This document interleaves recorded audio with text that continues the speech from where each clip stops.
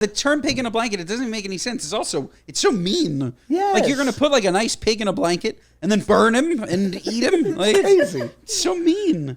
It's so mean. Okay, wait, where is the rest of my menu? Two Jews, both big and tall, no subject too small for the good guys. A Mother's Dream premium podcast team, make it your weekly routine, it's a good guys. And if you don't give us 5 stars, what are you nuts? What are you nuts? Yeah, we're the good guys, we're not the great guys, we're just the good guys. Whoa. Mazel Morons, welcome back to the Good Guys podcast. I'm sitting here with a guy that when Tucker Carlson talks about people sitting around eating hummus, he means this guy. It's Ben Sauber. Josh, I sent that to you instantly. I was like, honestly, what the fuck is going on here? Yeah. I saw that clip. For those of you that didn't see it, Charlie Kirk had a memorial service, and how many people went, Josh? Like 100,000. It was like a football stadium. It was Unbelievable. Huge turnout. And the clip that I saw, there were, again, a lot of wonderful moments, like good tributes. Tucker Carlson really just needs to like go in a hole and like he needs to go away at this point. Like him and Candace Owens, I don't want to get too into Candace Owens. The two of them, though, they need to go somewhere else and at least get away from like my For You feed, my algorithm. I don't want to see them anymore. Tucker Carlson got up there and basically compared what happened with Charlie Kirk to what the Jews did to Jesus, was what he implied. That a bunch of Jews sat around eating hummus, deciding that Jesus spoke a little bit too much truth and killed him. Which is like the deepest of deep anti-Semitic tropes. It's like the first one. It's the first one. To get people to hate Jews, you tell the largest religion in the world that they murdered their captain. Yeah. Like that is the number, even though it's been disputed over and over and over and over again. Sure, we might have said he's over there. No, I'm kidding. Sure. But we don't kill people because of what they say. That's the core root of this whole thing. Yes. There are plenty of opinions that we don't like. We don't kill people over it. And this idea that Tucker Carlson came out saying just like, and nobody laughed. Yeah, I can't believe he was even on a podium. He laughed with that cackling hyena. He's lost it. He's lost it. I'm just glad that Vineyard Vines makes 4X. And also, I just have to say that he makes, I'm a proprietor of nicotine pouches, and he has his own company, and I just am here to tell you they suck. Do they? My father-in-law didn't like them either. I pawned them off on my father-in-law. I said, hey, Ken, you want to try these? He said, not for me. And they suck. Yeah. Well, I'm sorry to start the show off on such a sour note, but I saw this and I was really angry. Let me turn it around. I was really angry because, like, this is not right and, like, this is not representative. I hated that it happened there, too. Like, I hated that it happened at a memorial service for Charlie Kirk. Like, I don't think that what he said represents...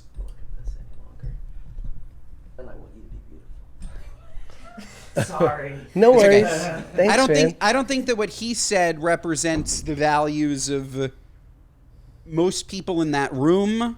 Like, it really upset me. That's all. I agree. Let's turn it around. I agree. Don't worry. I have some good news. But okay. And in closing, I will say the most important person there, Erica Kirk, I thought really has spoken beautifully. And her level of forgiveness and grace in the hardest thing anyone could ever face, I give her a tremendous amount of credit. And and I hope for more that we take more of that cue, everyone, of forgiveness and grace and just having a little bit of, pausing when agitated, restraint of pen and tongue.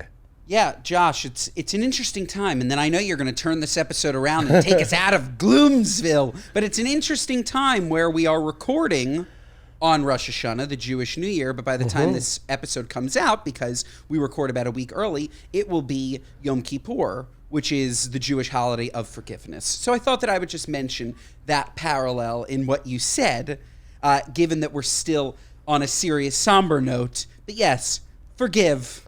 Well, I think And say sorry, and then forgive. Well, Yom Kippur is a day of atonement, so we're being forgiven for our sins, Yes.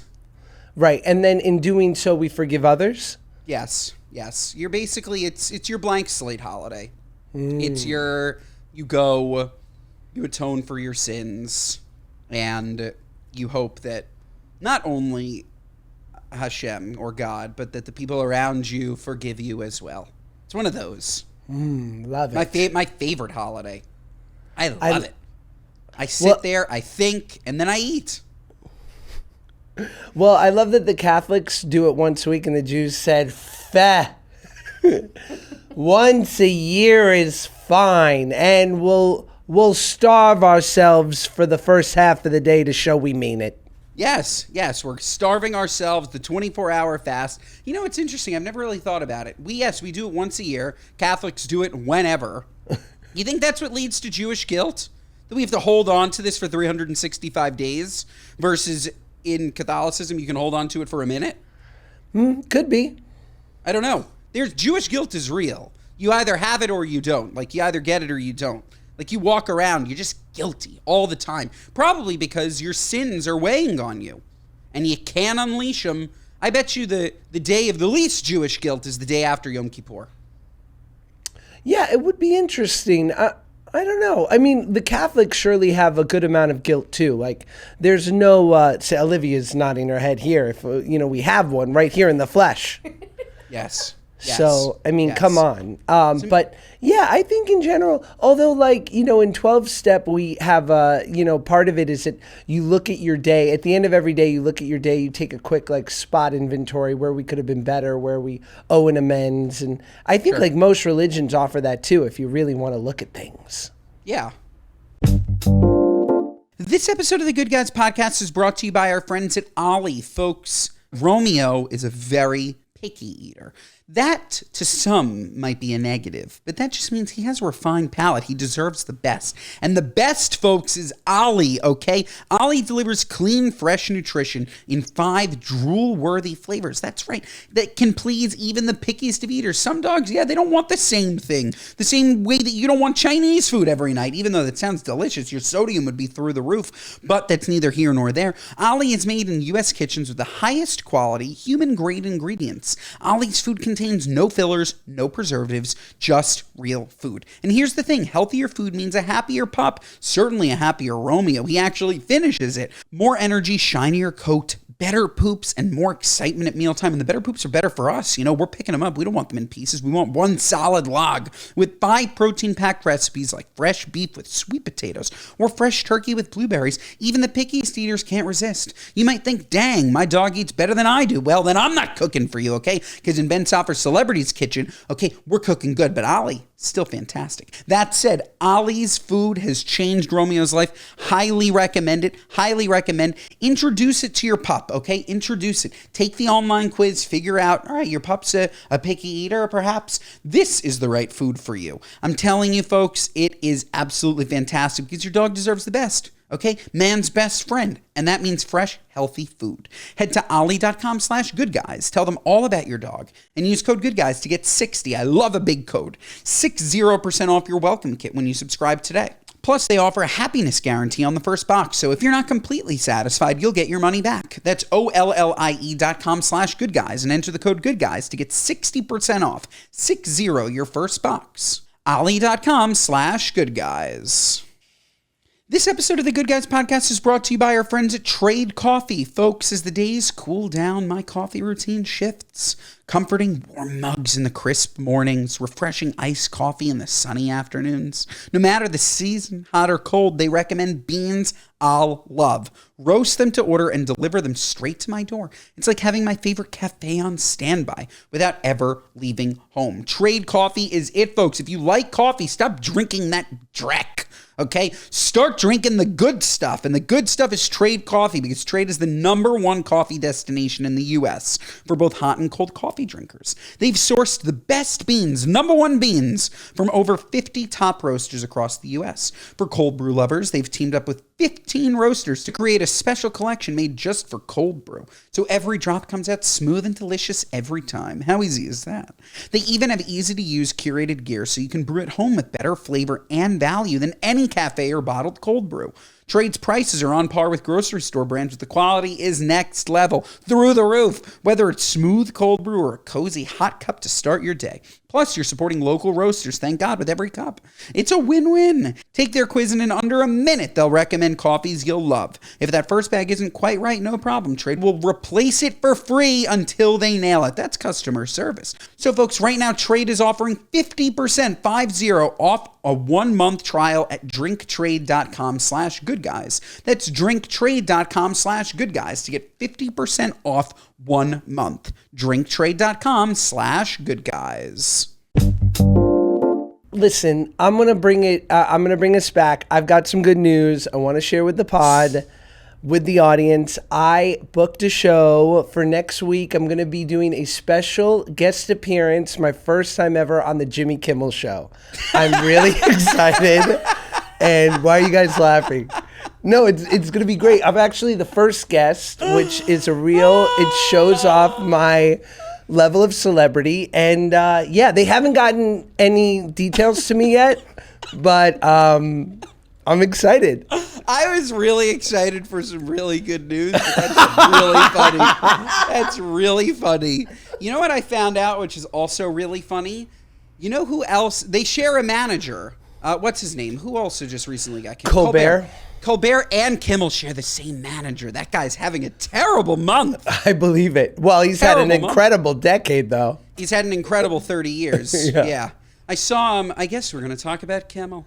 Look, I know we're a little bit delayed. It doesn't mean our opinions don't matter. I am so with the people on freedom of speech is incredibly important. That said, we've been canceling people for the last 6 years for saying things 20 years before. So I think there's like this like tough line where it's like your freedom, you're free to speak in this country. You're not free of consequences in this country, especially from private organizations. Would I have canceled his show if I was ABC? No, but ABC does that. ABC did it with Bill Maher. I don't know if you saw the clip, but Bill Maher was canceled for something incredibly similar 20 years ago and replaced by Jimmy Kimmel. And it's just like it just happens. So I think this whole this is unprecedented. We've never seen it before. It's incredibly precedented. It stinks, right? Regardless of what you think of Kimmel, it stinks. He went on to do his show and he said something. By the way, I don't think his show's getting canceled. I think he'll come back personally. It's like a suspension, hiatus, whatever it may be. I think he'll come back, but the bigger picture... They said they were clearing out the set. Oh, yeah, they're done? I mean, I think most people are assuming it's a done. But then I saw on Twitter or something that they were clearing, which that would be impossible. They wouldn't do that within a day. But how do you feel, or if you want to respond to what I said first, you can do that, or just how do you feel, people are saying this is unprecedented. People over the last, how long is cancel culture, formally cancel culture, where you go, you don't like someone and what they say, so you dig through their past and you find a tweet that you don't like, and then you ruin their career, take away their shows, take away their revenue streams. When did that start? 10 years ago? 8 years ago? Why is that different than what this is? And why is this a problem, but that's not a problem? Here's where it's unprecedented. I totally agree with everything you're saying. What is alleged here, and there's some very clear evidence to it, but we don't know the totality of it, is because Trump said a week before Kimmel's next, and because the FCC chair the morning of said that people need to, basically the distributors of Jimmy's show throughout the country need to start leaning on ABC to do a disciplinary action for Jimmy and say, we're not going to distribute his show anymore. And he intimated that if not, maybe we will revoke their license to be able to distribute. So basically, I think what is different here is it feels like there was government overreach in him getting, like, them weighing on Disney. And we don't know the answer. This is alleged, of course. But I've been thinking a lot about it. The problem is that, as we saw with the CBS Paramount deal that needed governmental approval to close, right? And all of these major media corporations need government, they need to work with the government. And so what I was thinking was, even if the government never said a thing, they almost don't have to, right? Yeah. Because any savvy CEO, chairman's going to be like, I can't go against the biggest guy in the world, and I need their approval to get these mergers, to get these things done. And I think that's kind of, it's a little bit of the scary part, that they almost don't even have to say anything, because you know that if you go against them, they're not going to approve your deals. I completely agree with you should have the ability to say whatever you want. But that's what a podcast is. That's not, to your point, like, broadcast is a different world, and it's such a larger conversation because that medium is dead. Late night television is dead. Like, people who, like, we can have a more intimate, fun conversation with a celebrity, and I think we do, than a Fallon can have, which, by the way, I'm sure he's holding his breath, but that a Fallon can have with a celebrity, right? The new medium of late night television, I'm sure there's a better version than just your run-of-the-mill podcasts, but podcasting is that, right? And you're not, like, Trump can't tell me and you what to do, right? Of course. Like, but it's the connection to the deals, and it's the connection to the broadcast medium that I think is still playing by older rules. So he has the right, without it being a freedom of speech violation, to say, I don't want you talking negatively about me because I'm your boss. Like, what do you think about that? I'm not saying that's right. I'm just thinking through it. I don't think, I think it's dangerous whenever a president, I mean, it's the freedom of the press, right? And that's the whole idea, that the press keeps the powers that be in check. Right. Yeah. This is, in theory, why we want our lawmakers not to just be lobbied by billionaires. Right. It's to keep the billionaires out, because they can sway so much power with their level of, their ability in which to persuade fiscally. But yeah, man. I mean, look, TV is tough, right? Because there is the assumption, it's the same thing with radio. It's governed by the FCC because there is the assumption that it's for everyone. It's like a public utility, especially when you're on the major networks. So you can't say the 7 deadly words. You have to keep a certain level of censorship, just because it's assumed that you are inviting everyone to watch it. If you have HBO, something's behind a paywall, a podcast, a book, go off, hun, because it's like someone needs to pay for it, or a kid in theory would need approval to consume it. I don't know what kids up late night going, I got to see what Guillermo's going to say. But you know what I'm saying? Yeah, and why, like, what's stopping the FCC from monitoring podcasts? They're free. Because I think the assumption is that, well, I guess, but I think it's just they regulate certain bodies, and they do not regulate podcasts. They regulate certain bodies today. So the bigger slippery slope, scary conversation is if the FCC is able to do something like this, which I haven't heard anybody talk about it like this before. Mm-hmm. And the FCC obviously will grow with the times. Like, they'll only start to really think about podcasting, I'm sure, in a decade, because they're so slow. But then all of a sudden, it completely changes the medium, right? And then all of a sudden, you have precedent of if the FCC doesn't like what you said, then they can fire a podcast host or pull a podcast, or right. That's a slippery slope that I don't like. 100%. I mean, look, we have to be able to completely rail against our government officials verbally in a nonviolent way. Like, that's just it. That was at the heart of, the White House Correspondents' Dinner always rang kind of funny to me, right? Because basically the whole idea was that the president goes and gets roasted by the press, who are the ones keeping him in check, right? But yeah, it always, and some people held it as like this sort of distillation of the best part of our country where, the top brass and the press sit and they laugh and they drink for an evening and they all kind of accept their roles in this gigantic sort of system. I always thought it was weird that the president of the New York Times is like hobnobbing with a senator. I'm like, no, like, isn't your job to be like, I'm fucking watching you, Jack. Like, make sure you keep things together because I will write a scathing piece the moment you get out of line. And I think it's weird when they're like sharing hors d'oeuvres, being like, can you believe? So I don't know, obviously, and I'm not, I'm the 1 millionth person to say the press is extremely important. And you worry that if like it starts with late night, could it go to one day the New York Times? Yeah. I have so many thoughts. Like you talk about a roast. Like I think at the core of all of this, and we always say this, if something's funny enough, then I don't think people take issue with it. I do think that Kimmel and Colbert, and it's not just them. I think Bill Maher does this too. But again, he is not on ABC anymore. I do think that they take a non-funny tone. And if they were roasting him, it would be a little bit different. I think that it turned from a funny late night. Like, that's what late night, like, not all of it, but them two in particular. Like, they're comedians, right? And I do think that when they talk about Trump and when they've spoken about Trump, they stopped feeling the need to be funny. And I do think that that's sort of when things swayed. It was no longer we're making fun of his hair or making fun of his policies or you can even call out somebody's character if you do it in a funny way. I feel like it just flipped to like, fuck him, I think Bill Maher is separate. I think he's still quite brilliant. And he's always been a political comedian.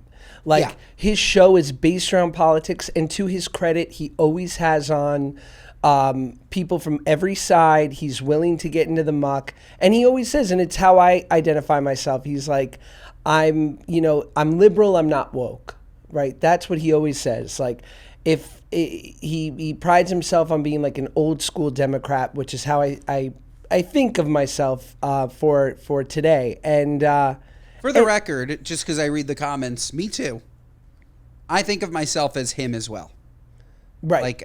Like when I see people mentioning like, oh, Ben's a Republican or conservative or whatever it may be, every single thing that Bill Maher has ever said, I agree with. I've never listened to him and thought otherwise. Yeah, I think the lines have moved, but.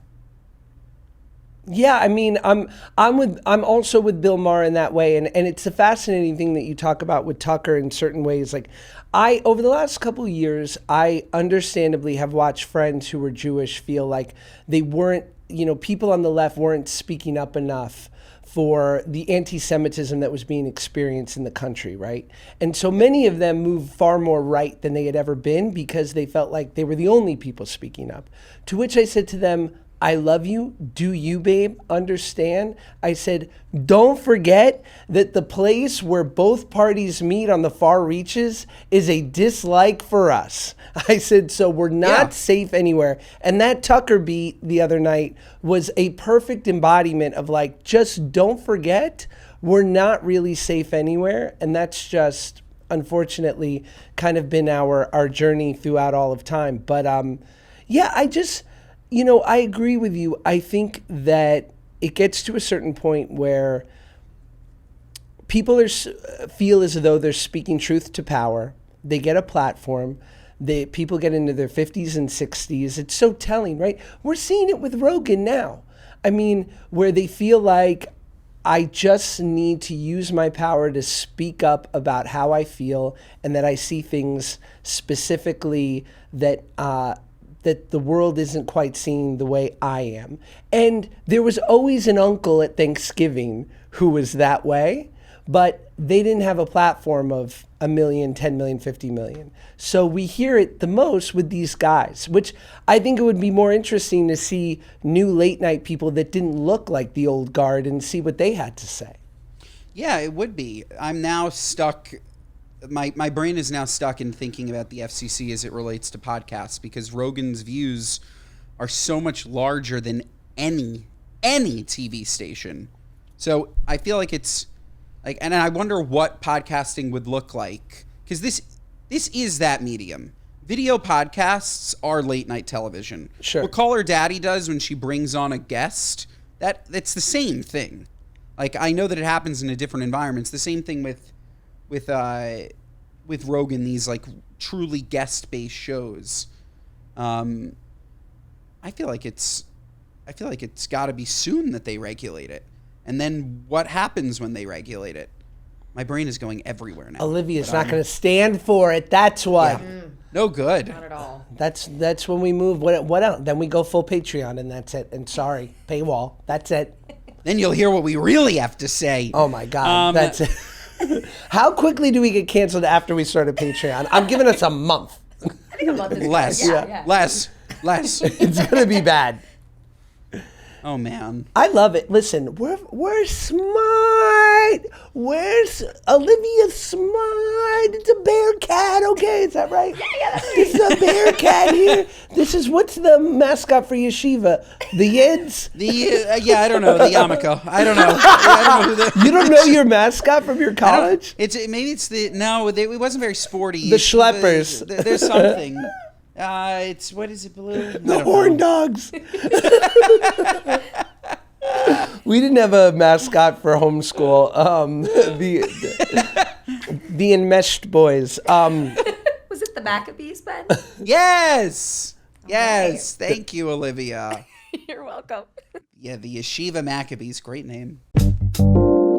This episode of the Good Guys Podcast is brought to you by our friends at Sax Underwear. Folks, stop having your nuts stick to the side of your leg. Mom, shut this ad. It is what it is. Sax has solved a problem, and this is a problem that's been going on forever. Since the creation of balls, I'd like to ask the big man upstairs himself, why did you make the nut sack stick to the leg? That said, he's not answering questions like that for me, but Sax is helping change your life, and they've been doing it since 2006. What have you had your head up your rear? I'm telling you, folks, they've partnered with athletes such as Max Crosby and Aaron Gordon. Aaron Gordon, fantastic, and professional athletes like Ben Salfer, celebrity Josh Peck, all of our friends and family. Sax Underwear is it, okay? Because they are solving the BSTL problem, ball stuck to leg. Sweating, folks, sweating.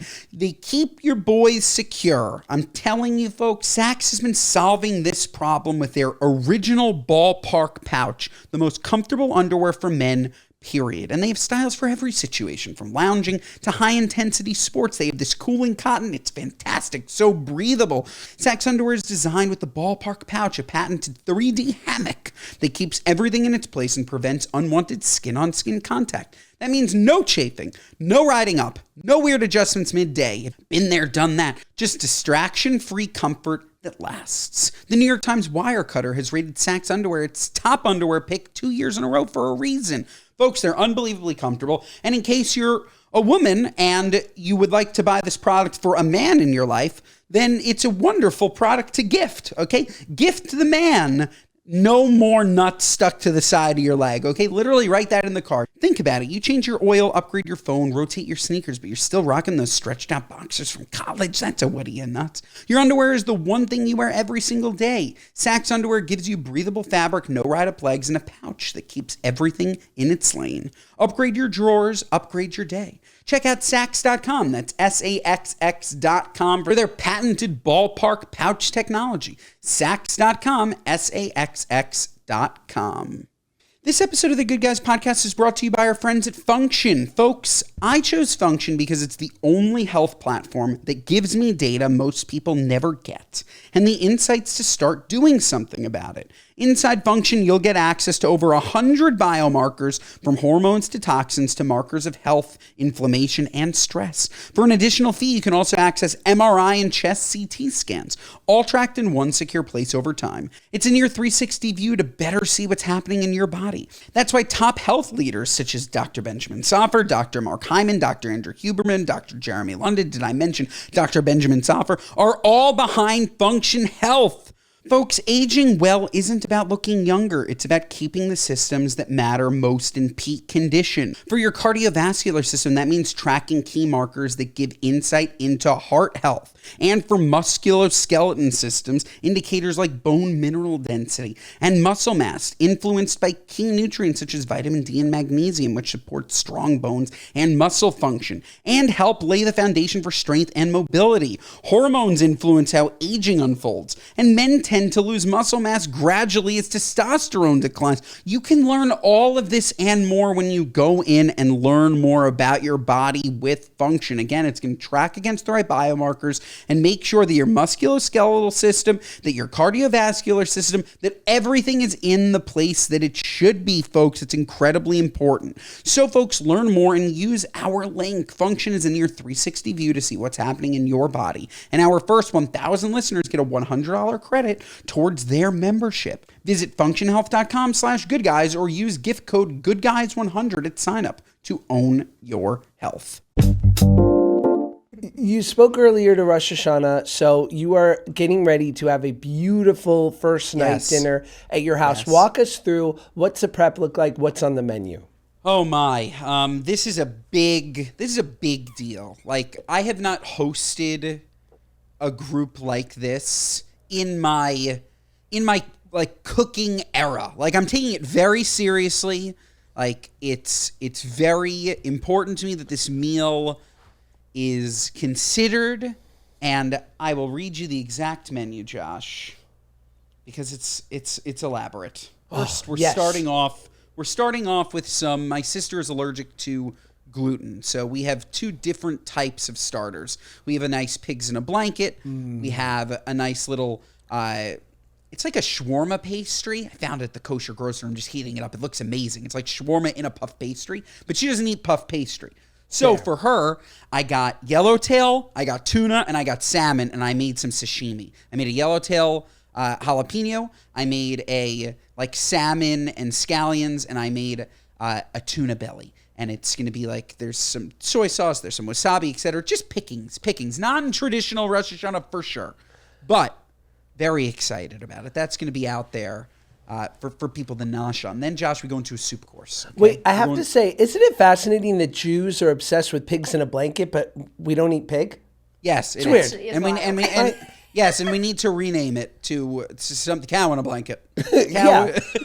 Muslims don't eat pig either. Can you imagine them being like Ali? Do you want like a pig in a sleeping bag? It's crazy.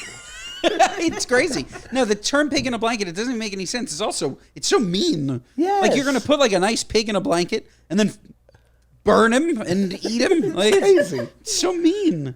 It's so mean. Okay, wait, where is the rest of my menu? Sorry, give me 1 second. Oh, this is great. I can't wait. It's big. Okay, we have the chicken soup, which we made just like onions, the classic onions, celery, carrots, chicken soup. Chicken My dad, carcass. as you know, eats no meat, so we made him a butternut squash. That is the vegetarian option. So he wouldn't just do like pick around the chicken, like he wouldn't consume the broth? He might. I just prefer to make sure that Bruce is comfortable, you know? Fair. Make sure that just in case he doesn't want to. Fair. Then, Josh, we have a mashed potato. We have a roasted vegetable medley. We're talking about carrots, butternut squash, Brussels sprouts, onions, just pan roasted, oven roasted. I made an orzo with roasted vegetables, roasted red peppers, eggplants, onion, garlic, zucchini. Also for my dad, I made a roasted eggplant with pomegranates. The theme, Rosh Hashanah, is all about fruits. It's all about new. It's all about apples, honey, pomegranate seeds. So we did pomegranate seeds, parsley, trina, which is like a nice sesame paste. I made an apple and pomegranate slaw, Josh. Think about coleslaw, but apples and pomegranates, okay? And then I did the most unbelievable brisket. This is 6.5 pounds of second cut. First cut, not fatty enough. And I've made that mistake in the past. You see first cut, you're like, oh, this is what I should be using. Got in first line cut. early. Got First in line cut. early. Yeah, first cut. Really, second cut is the better cut for brisket. A little bit fattier, leads to more juicy pieces. So I've made first cut brisket, I've made second cut brisket. I highly recommend second cut brisket. And what else? I got 4 different kinds of honey, Josh. I'm making an apple and honey platter. I got a regular honey. I found a blueberry honey, like infused, a pomegranate honey, and there's a 4th, a truffle honey. Now, Josh, I'm going all out. Let me ask you this, because as we know, the Jews, they don't mix milk and meat. But Correct. This presents a problem to have a mash, right? Because as we know, doesn't. a mash, This it is a non-dairy mash. How can that be? Lies. Ready? I'll tell you. And I looked into it because my sister, it makes it a lot easier for me to abide by these because my sister's also allergic to dairy. She got the worst of it. No gluten, no dairy. This poor Maddie. It's very hard for her, but the second she discovered it, my God, did she become skinny. She used to be one of us, and then boom, no dairy, no gluten, svelte. Fabulous. It's like a supermodel. Good for her. And the way that you make mashed potatoes, Josh, without dairy, how would you thicken a pasta, Josh, if you didn't want to use cream? A little olive oil. And a little pasta water, because it's starchy. You can use the starchy potato water to thicken your mash. Then, no! I haven't made it yet. I'll let you know how it goes. It's not going to be great. I'll let you know. I'll keep you posted. I'm leaning on the fact that there's going to be a fuck ton of roasted garlic in it. Can you use vegan? And I'm going to do my best. Well, are you going to use like vegan butter? Can you do vegan butter?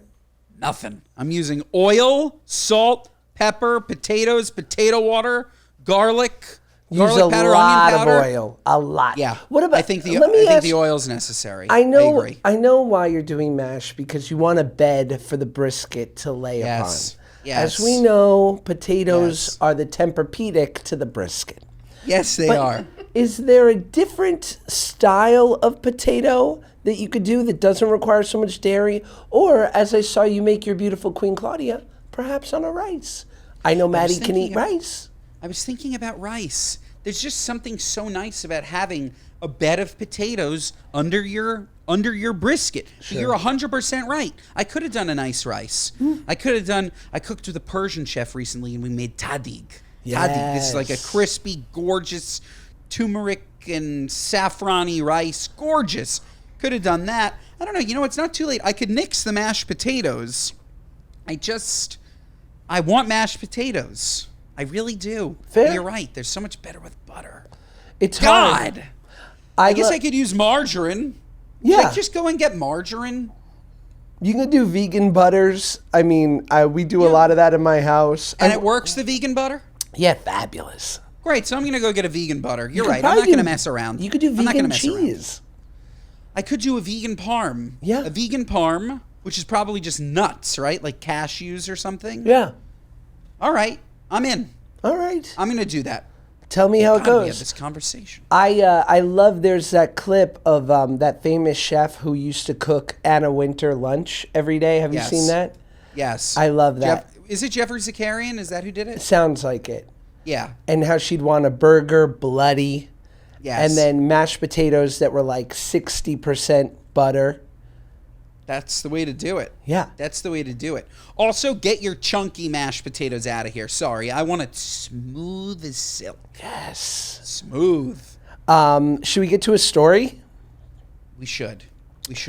Did you know that Charlie Sheen was cut off by the Mexican cartel over his massive cocaine consumption? Charlie Sheen once purchased so much cocaine, the Mexican cartel put a halt to his consumption. The cartel cut you off? Journalist Amelia Adams asked the 2.5 Man alum.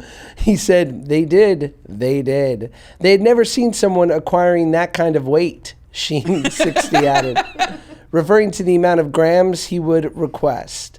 The only other people that they were delivering that kind of weight to were dealers. They thought I was dealing on the side. Adams then asked the actor if it was true that he was smoking 7-gram rocks of crack cocaine. Well, we never took one out and put it on a scale, but that was the amount that was cooked to get it into that form.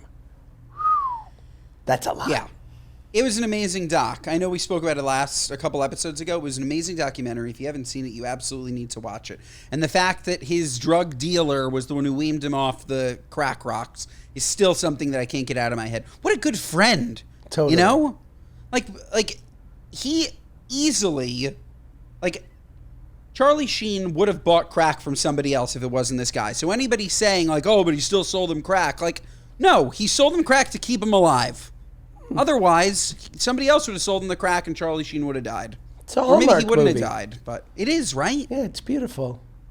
And he ends up marrying the crack dealer or something, like. Yeah, that'd be beautiful. Well, did you know Sarah Michelle Gellar got called out for buying daughter a ridiculously expensive car on 16th birthday? Sarah Michelle Gellar faced backlash online after she revealed she gifted her daughter Charlotte a ridiculously expensive Jeep for her 16th birthday. Fans gathered in the comments section of the Buffy Stars Friday Instagram post in which she wished her teen a happy birthday to call her out for the disappointing parenting move. Happy birthday, Charlotte. Don't normalize gifting ridiculously expensive cars to new and young drivers. I think you've taken away from your wonderful daughter's birthday, sadly, one social media user wrote. Give me a break. I don't like that at all. No, everybody should just, like, leave people alone. That said, when you post something online, you open it up to the criticism. Right. Could have gifted it in private and nobody would ever know. But I'm sure that she was incredibly proud of it.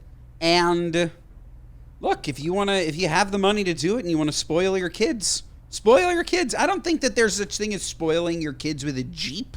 I could be way off base. It's a Jeep. You can get you can lease one Jeep. right now for $350 a month. It's one of the best lease deals. It's a Jeep. Like, This it actually episode doesn't is make sponsored by sense. SoCal Jeep. No. Yeah.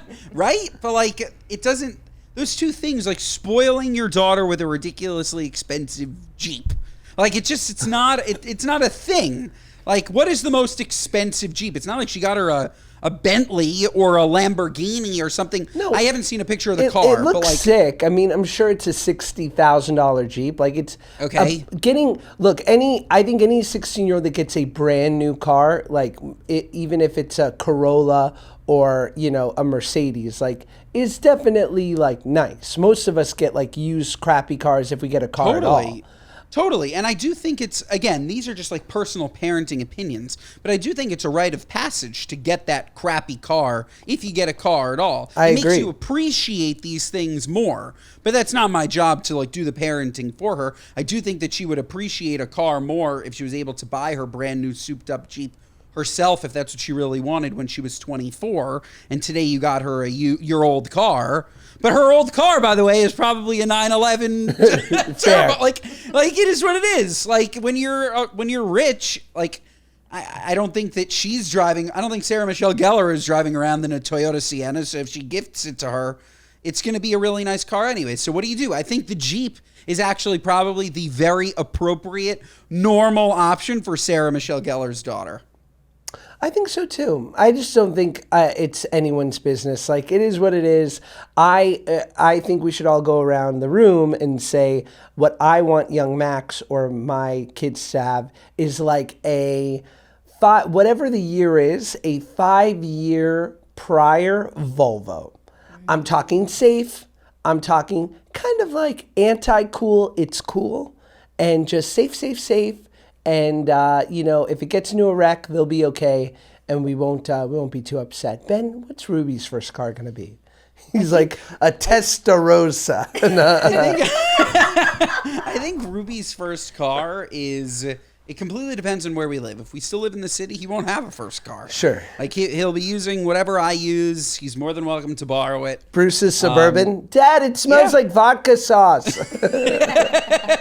Yeah, that was the best. And it's also, I don't know, I actually don't know how people do it in suburbia. Like, it's way too much freedom to give a 15-year-old, a 16-year-old a car where they can just go and come as they please. Like, I'm sure that my parents would have been very uncomfortable with that. Like, I needed to tell them, hi, I'm using the car to go and do X. But when you have your own car, you can just go.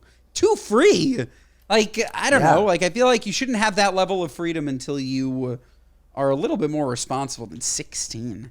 Yeah, so it'll be whatever I have, or what's going to be the cool car, Josh, in 18 years? We'll do a Volvo. I'm down. Something safe. Yeah. Safe. Safety is key. Livia?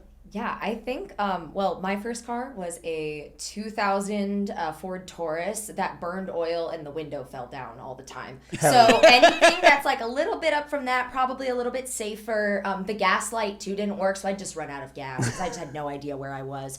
But so I don't know, maybe like my mom had like a Honda Accord. I feel like that's nice like car. It's stable, it's safe, maybe one that's, similar to what you said, a few years, back, safe. Good to go. Doesn't need like a ton of work, but we can keep it going. And then they got to learn to take care of it too. Make sure they get that oil changed.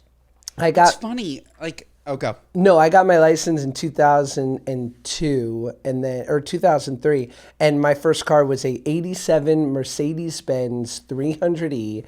It was sick, seafoam green. It was the best. Wow, beautiful car. That's. I need a picture of that. It's great. Yeah. I was just gonna say, like, one of my best friends. Growing up, his dad got him the sickest cars ever. Like, his first car was like a BMW 6 Series. He's like, again, 15. Wow. And then when he became of age, he got a Volvo. Like, you can't go back to that. Like, if your parents are buying you $100,000+ cars, just know that your kid you can't get back there. Right. So you can give it to them, but know what you're doing, which is, I think, while it's a lovely gesture, you're like robbing them of the fun of being able to get a Mercedes Seafoam Green in 1987 when they've earned it. Right. Like, which is like such a better feeling than being 15. You don't realize it when you're 15, because when you're 15 and you get handed that, you feel like you're on top of the world. But I'm telling you, looking back, like, he would have preferred to have gotten a very normal whatever car, so that as he progressed and he bought things with his own money, it could like be continuously going up, if that makes sense. This episode of the Good Guys Podcast is brought to you by our friends at Thrive Market. Folks, you know what's more stressful than packing school lunches? Realizing you're out of everything at 7 a.m. That's exactly why I stocked up during Thrive Market's back to school sale. Thrive's been literally a lifesaver for our family. I don't have time to vet every ingredient or drive to 3 different stores. Thrive lets me shop by diet values or even food phases because, let's be real, my taste changes all the time, and I'm sure your kids does too. Our latest order was packed with snacks and pantry wins. Yum Earth gummies, Aloha bars, poppy sodas, and even the good crisp chips. It all showed up fast, and I saved 25% while restocking. If you've got a busy schedule and want clean, quality options for you and the whole family, you got to sign up for Thrive Market. New members also get 30% off their first order and a free gift. Folks, I love Thrive Market. Everything on there is absolutely fantastic. There's nothing better than the ease of something coming in the mail. I love shopping online. So, folks, go to thrivemarket.com/goodguys to start saving today. That's thrivemarket.com/goodguys to start saving today. New members also get 30% off their first order and a free gift. Go to thrivemarket.com/goodguys. That's thrivemarket.com/goodguys to start saving today. Should we get to our new segment? You having a good day? How about now? Yes. We're trying things, folks. We're trying things. I think this one's going to land. I think we've actually done it a few times, but as we all know, I've broken social media with my You Having a Good Day, How About Now series. So we thought we would incorporate it into the podcast with some fun facts that are totally going to bum you out. Ben, got one? Yeah, having a good day. How about, what do I say? Having a good day, and then I say it, how about now? Sure. Having a good day. Fanta was made by the Nazis. How about now? Got any more facts about that? I mean, let's look. Here, I've got one. Hey. You got one? Okay. Having a good day? Did you know that you can get plastic surgery from someone who isn't a board-certified plastic surgeon? They could just be a doctor, any kind of doctor, a radiologist, a podiatrist, a dermatologist. They took a weekend class and suddenly they're giving you a bad broken nose job. How about now? Terrible. Ooh, I have a great one that I actually just learned. Having a good day? Do you know that bodegas as in New York style delis, they don't have health grades. They're not governed by the Board of Health. No so when you way. Go and get a sandwich, When you they get a literally chopped could have cheese? they could have a rat sitting under the turkey and nobody would give two shits. How about now? Hell yeah. Why do I want to say how about now like Ina Garten? Having a good day? How about now? Have you How easy is that? have you seen that TikTok of a guy who goes, "This is my impression of a sassy ass owl," and it just goes, "Who?" That's funny. I love it. Should we get to some moron mail? Yes. Oh, another rebrand. Goodbye, SpeakPipe. I know we've said it in the past. We're no longer giving that really great company, by the way. Yeah. Really fantastic. But we're no longer plugging them. We've plugged them enough. Okay, we've been plugging them since Marshall. I think Marshall's the CEO of SpeakPipe. Probably. Okay, he probably is. He gets equity in it. Moron mail. That was crowdsourced, right? People wanted it. People got it. It's moron mail. Maybe, Josh, we get the little sound. You've got mail. Maybe we make one of those and we put it in. Olivia, can we do that in Definitely, post? I got you. You've got mail. Yeah. Moron mail. You've got mail. Or Ooh, maybe ooh, ooh. maybe we could do like, "You're not smart," or like, Just give me a couple "Yeah, sound bites. you're a moron." You're moron mail. Moron mail. I like that. Moron mail. Moron mail. All right. Well, if you want to send us moron mail, go to speakpipe.com/goodguys. No, we need moronmail.com/goodguys. How do we make it? Olivia, can you make that for us too? Perfect. Let me get Olivia's HTML like, certified. She's like, "Let me just code some Python." Go to speakpipe.com/goodguys. Keep it brief. Brevity's key. But if you want a question or you want some advice, go for it. This first one is from Catherine. Hi, good guys. Brevity's key. Such a fan. I have been dating my boyfriend for about 9 months. He is the best ever. My family loves him. I love him. My friends love him. Couldn't get any better. But the one issue I do have is that from the very beginning, I voiced my issue. He loves cocaine. And I do not like drugs. I do not like cocaine. I don't like any of it. And he doesn't do it when we're together or when he's with my family or when we're traveling. But when he's with friends, especially a certain group of friends, I know that he does cocaine and I hate it. And I told him I hate it. And when he's with a certain group, he won't stop. What do I do? He's awesome. He's great. But when he gets with this one group, which is a lot because we do like to have, nights where we go out with our own friend groups, we're not glued out the hip, and he does cocaine. What do I do? Damn. Wow. I didn't know where this was going. First of all, I'd like to, again, we don't have enough information. I'd love to know how old they are, Josh. True. Based on her, like, it would be, regardless, you shouldn't be doing cocaine. It was cool at one point. Now too many people are dying. Right. Okay, like there's a real fentanyl problem. You can pick other drugs that are a little bit less scary. And if you're going to be the person that tells me, "Oh, I tested before," that takes all the fun out of it.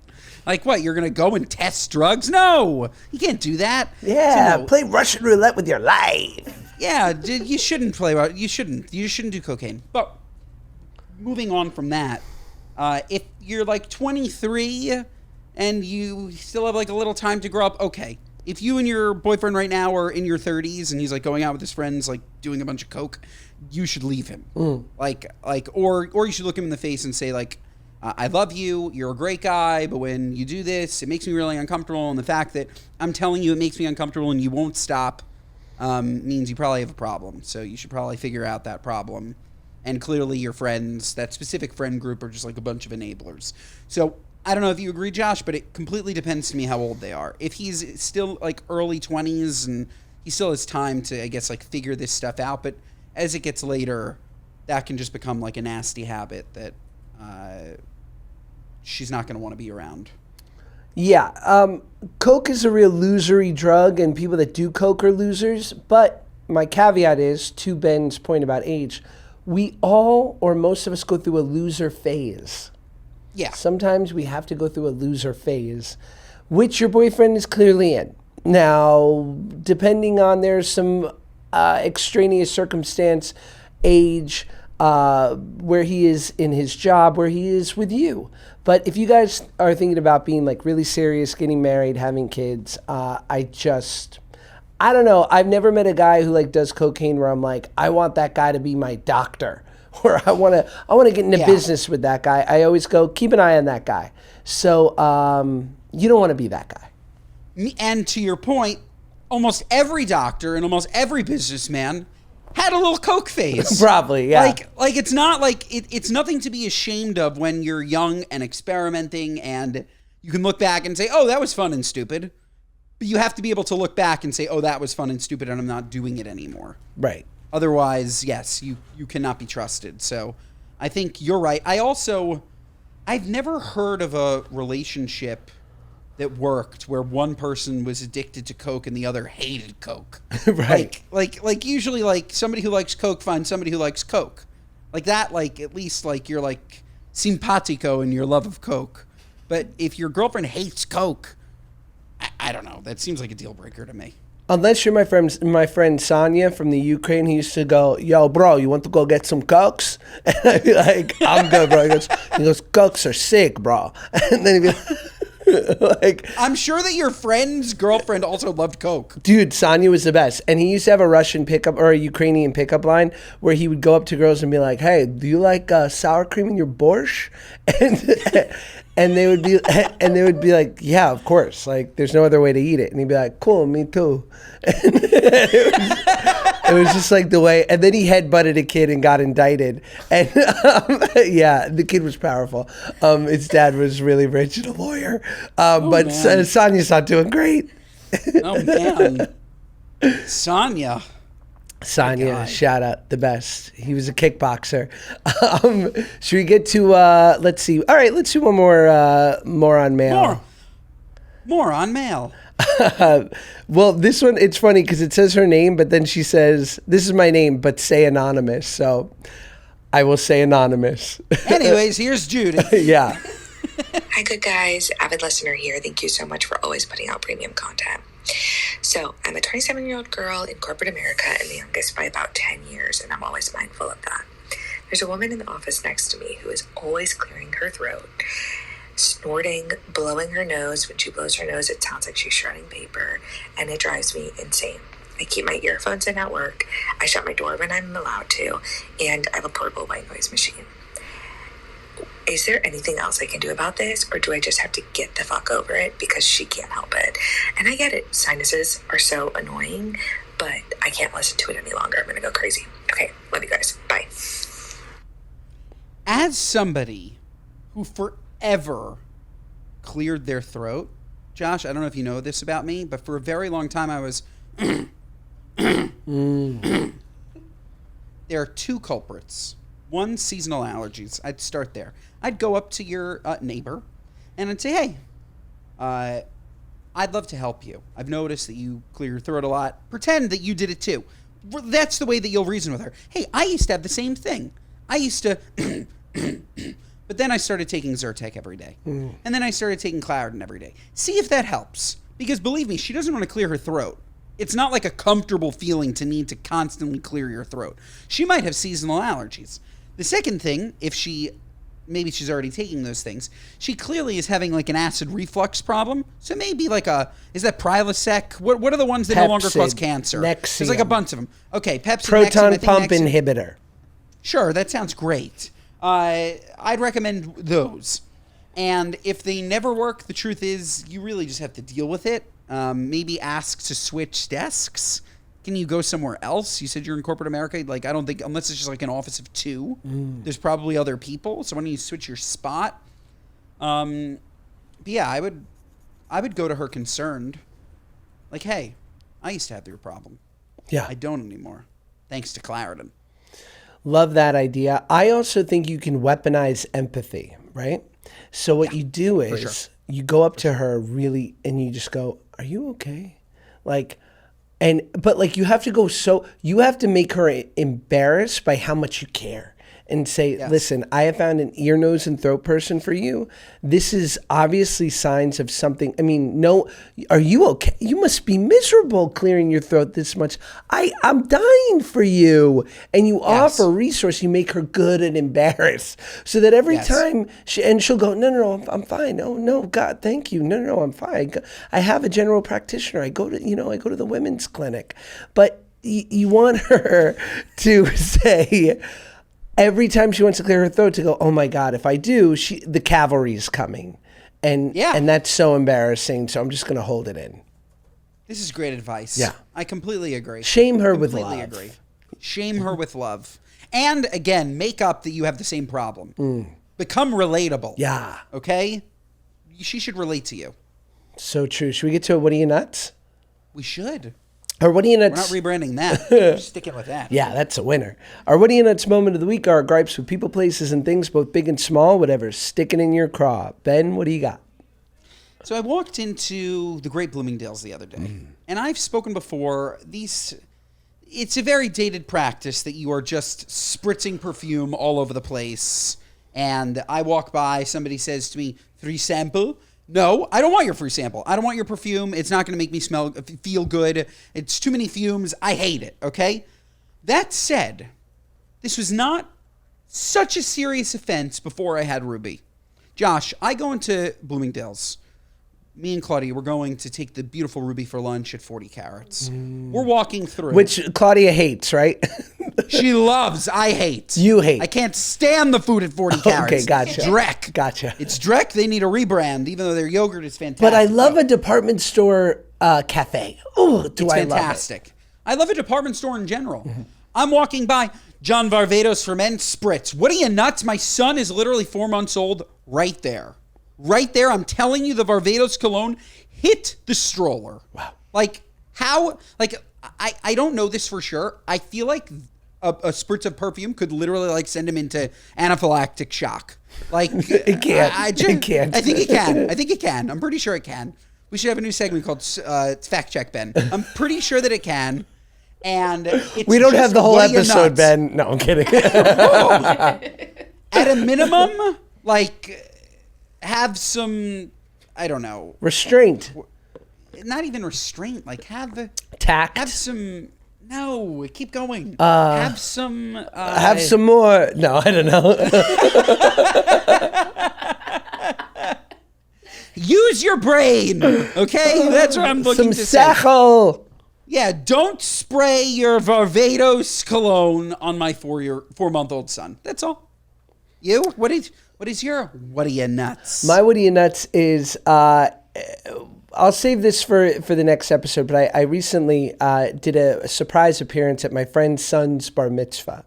And the friend of mine, dear friend, great guy, he was a producer of the once hit show, semi-hit, really not a hit. It only went one season, Turner and Hooch on Disney Plus, which I have so much love and affection for. And it was really a great show. But, you know, it got killed by, and a lot of streamers do this now, that because these things are evergreen and they live on the streaming platforms forever, there's no way for the streamers to control how much people are going to watch them in, you know, totality, right? So many streamers have done this, and Disney Plus did this.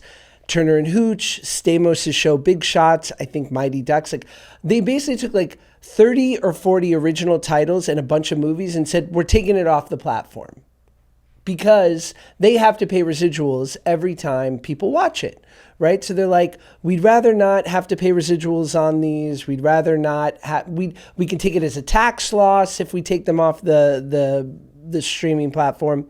But the problem is that's fine, but there's nowhere to find it. It's gone. It has evaporated. The show Turner and Hooch does not exist in any world ever anymore. First of all, ouch. Yeah, what the hell? But it's one of like literally hundreds at every, you know, it's like famously HBO did this where they made Batgirl and then they just killed it. $100 million movie because they rather take the tax loss than take the chance of putting it out and maybe it's not super successful. So my answer is, what are you nuts? Do you, babe? Like, take it off the streaming platform, but make it available to buy. Like, can't we get it? I want to show my kids in a couple years. It was a cute show. What's the reason not to make it available to buy? That doesn't hurt them.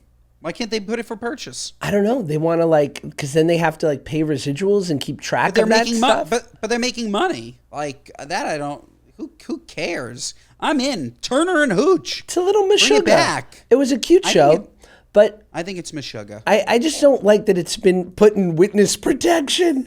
Yeah, totally. Trying to think what else has been. We'll save that for Patreon. There are a lot of shows, honestly. Cosby. Yeah, totally. You know what else is Meshuggah? Not giving this episode 5 stars. That's Meshuggah. What are you, nuts? Listen to us wherever you get your podcasts. Watch us on YouTube. Share our clips. Instagram and TikTok, Mondays and Thursdays, folks. We will see you next time.